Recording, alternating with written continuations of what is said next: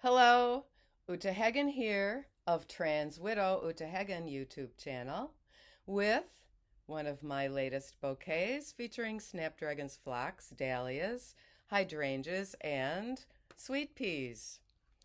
And as well, a taller, different bouquet with a couple of daylilies and my mystic spirit dahlias, coreopsis, and I think, oh yes, and the seed pod stems of some penstemon, which I'm hoping to actually spread out in my area that I call the meadow bed.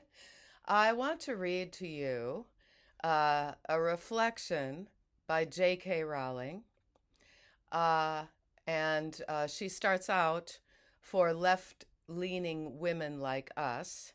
This is on the topic of the Labor Party's betrayal of women, whereby many candidates cannot answer the question, what is a woman? Or does a man have a penis? Or do only women have a cervix? That type of regular old, straightforward biological question.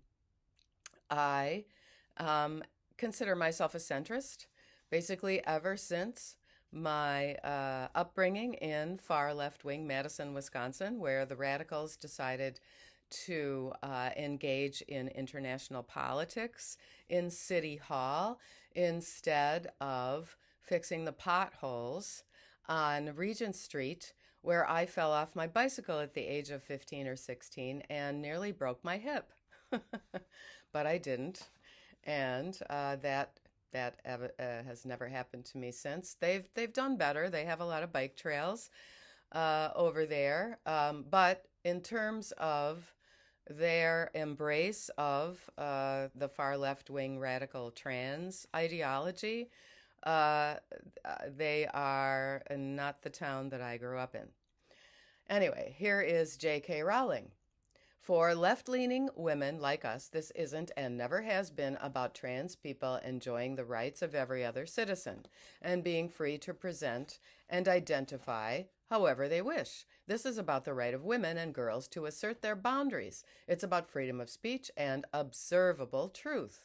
It's about waiting with dwindling hope for the left to wake up to the fact that its lazy embrace of a quasi religious ideology is having calamitous consequences. And I would refer the calamitous consequences back up to the statement of enjoying the rights. Actually, in terms of patients' rights, cross sex identifying patients or cross sex ideating patients have the right to be informed that the medicalization treatments that have been invented in the last especially 50 years are very damaging, and they don't improve your mental health or recover your whole self so that your body and mind are connected. Quite the opposite.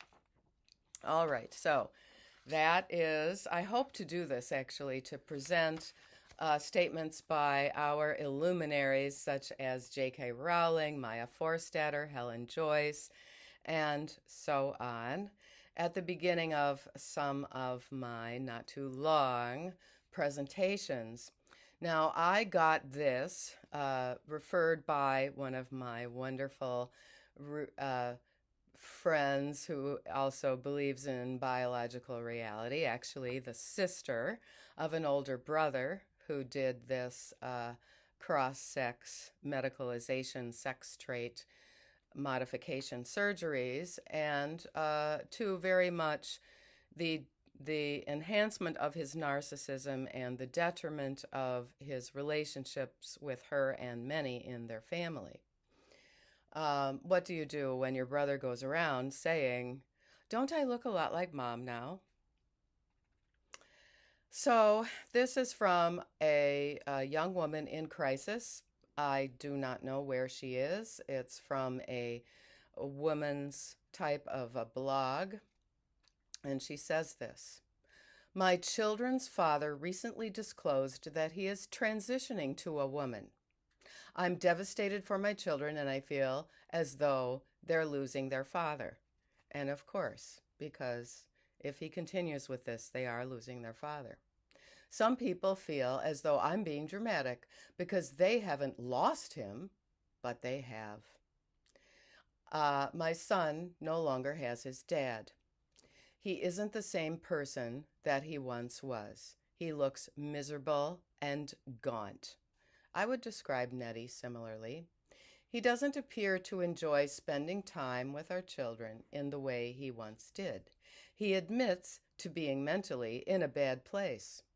It has been incredibly easy for him to obtain hormones and has needed no ongoing counseling to continue taking them.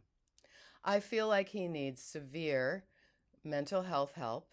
I would change the word severe into intense, intense mental health help. Unfortunately, most of the mental health field, most of the therapy, psychiatric and psychological fields are captured. And so he's not really going to get the in-depth help that he needs to examine what went on in his childhood and etc. If concerns are raised, then it's because, in quotes, he's hated or I'm transphobic. Yes, I am sort of assuming that she's in a rather woke, what I call the woke watersheds, the environments of very liberal cities. We've had disagreements over what to disclose to the children about everything, and he's gone back on my numerous occasions to disclose things to them, meaning I think that she had sort of scheduled some time when they're going to discuss this. This is very, very common. Both these men and whatever practitioners, they're going to expect the mother of the children, the wife, to pick up all the slack and deal with the children's trauma. I'm so lost about where to go from here. I want full custody of my children, but I know it will never happen, which makes me think that also that she's in a woke watershed. I've offered, and he said no, and I don't have the money for a lawyer. So I would say that is going to be part of her phase one, is figuring out getting the financial wherewithal because she needs an attorney. If you have any advice on how to protect my children, then I'm open to hearing it. And you'll see what I wrote in response. Here is my response on this blog to her. My dear, my heart goes out to you. I went through this in 1995, and it hasn't changed much, except too many in the general public now are brainwashed about this oppressed and downtrodden group of men with sexual fetishes. As well, the access to drugs, hormones, and surgeries is shockingly quick, and the mental health checks absurdly cursory. I have a YouTube channel under my pen name here, Trans Widow Uta Hagen, and have profiled 60 other trans widows so far. The data I collect is only on women who are out of the situation of living under the same roof. That's for your own safety. I've found that a steady 1/3 of us have experienced safety issues. That is, he's assaulted his wife when angry about so-called misgendering and so on. In my channel notes are the method for contacting me. That is Trans Widow Uta Hagen. Scratch that. Trans Widow Uta Hagen is the YouTube channel. The blog on WordPress is utahagengrasswidow.wordpress.com, always in the notes. And after she is, I'm going to call her Corinne. And after Corinne is out of that living situation with the demanding cross-dressing man, then, please contact me and anyone else who has gotten themselves to phase one out of the situation, or maybe that's phase two. So my advice, number one, Take care of yourself. This means figure out getting a walk with a supportive friend after you figure out who is on your side, making sure you have a plan of mindful exercise to reduce the PTSD, uh, and strategize your short term and long term plans. Two, help your children develop personal strength by honestly answering their questions, acknowledging their grief, and finding ways to help them with academics, with finding supportive friends, and with understanding that money might be tight, but if everyone works hard, we will get through and things will get better. A lot of my regrets about what I maybe could have done differently is regarding being very tight fisted with my money. For example, I wish that I had hired particularly young guys, maybe young high school or college guys, to do math tutoring for my sons to get them very confident with math. They were really quite competent with math, but I feel that if I had gotten them a little ahead with math and certain kind of science things, and I'm not saying that only male tutors can do this, but for my sons, I really wanted them and sought out, older male role models for them because their father had abdicated his. So, I think I have to. Who is on your side? Okay. And have been privately made aware of your husband's nonsense. Oh, I know what it is. Be careful for therapists about yourself. Okay. And the children. The field is unfortunately very captured. It's hard to find a therapist who doesn't use she pronouns for men like your husband, no matter how irresponsible he's been.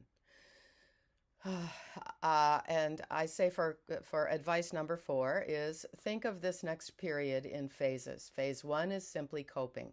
Phase 2 is figuring out the financials in order to get your divorce and be free of him and his nonsense. Underlying all phases is being strong for your kids. Don't expect husband to get better about being responsible or there for the children he's fathered. He's completely obsessed and likely has a group of friends, cohorts, TRA, cheerleaders who are encouraging his obsession. A lot of times they give each other advice and, they end up all going to the same therapists and the same clinics and all this stuff. It's all kind of con by the clinics. Put him and his fantasy world out of your mind as much as possible, as hard as that may be. Discipline your mind to focus on day-to-day moments of joy with your children. That's practical advice for anyone going through trauma. My advice number 5 is keep 2 journals. The first is for the eventual divorce process with dates, locations, times, and as much documentation directly from husband as you can possibly collect. In other words, trick him into writing stuff down in his handwriting. It may be important in court at some point, as these dudes have a way of making wild accusations. If he agrees to a schedule, meaning a schedule with the children, or financial payments, or anything that may have bearing in the divorce later, get it in writing with his signature. The second journal is strictly for your best moments with the children. This you could do with their involvement and use it to read to them, reminding yourself and them about the happy moments.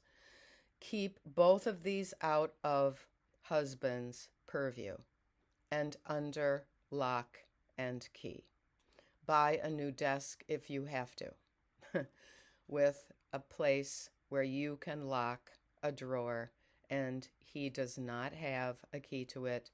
And I would even advise lying. I am very, very interested in people remaining truthful, but in this case, to protect yourself, you could say, get yourself a used desk with a drawer that has one drawer that's locked, and tell him I don't have a way to open that drawer, but I like this desk. I got it for myself. I think that's actually a good idea. It's kind of like along the lines of a room of one's own. Uh, do not trust him with money, commitments he makes, or taking responsibility for the children. Even supervising the children is really sketchy for these cross dressers. Number 6, as best as you can, make sure your parents and other families are on your side and have been privately made aware of husband's nonsense. This is where I accidentally read this because I hadn't turned the page. It's actually too hot for me to do a do-over. Normally, if I make a mistake with something like that, I re-record it because I know it's a waste of your time to listen to my typos. But it's too hot, and I have the AC off to do this. So bear with me. I made the mistake of not telling the worst of the crap to my sisters who live in a very woke place. They were not supportive. You will also find support at a Facebook group called Trans Widows, 2 words. It's a vetted group of women in your situation, which means that you have to apply and answer a few questions before you get to be admitted, because we know that some of these husbands, ex-husbands, are spying on us and stalking us online, and we can't have any of them doing that to us at Trans Widows Facebook group. There is also transwidowsvoices.org. You can tell a short version of your story under a pen name there, where I am Bertina. I hope to hear from you, Uta. And here is a quick response from another trans widow. She calls herself ex-wife of an AGP, trans-identified male. Please do not listen to the people who tell you your children haven't lost their father. They have lost their father. In deciding he's a woman, he has also made a decision that he does not want to be their father. If anyone tells you the changes are cosmetic and he's the same person inside, I got that stuff. I was on the receiving end of that. Please set them straight. If the changes were only cosmetic, he would not feel the need to make them, and he decidedly doesn't want to be the same person. He wants to be a woman. Even if he says he feels like a woman inside after transition, he will begin to give that woman more and more space and shape, and money, I will add, to act more and more in line with what that woman is to him. The best thing you can do for your children right now is to be the sane parent and focus on them. Your STBXs, I like this, soon to be X's issues, that's why I put it in the title, are now his to deal with. That means no discussions with him about his feelings. Very good advice. Those are his to deal with now. That shift in your role comes with separation and divorce. It's tough, but you must detach emotionally from him. I agree wholeheartedly. You will need to engage in some new self-talk. Instead of feeling sorry for him, for example, you can remind yourself that he has shown how little he cares for your children, in that he's decided his feeling that he's a woman, in his mind, is more important than their development. Finally, the suggestions, my other suggestion is to find a lawyer and to document all interaction with him. Okay, this was other people, and that was before I wrote my response. And she's saying, do you have anybody you can borrow money from?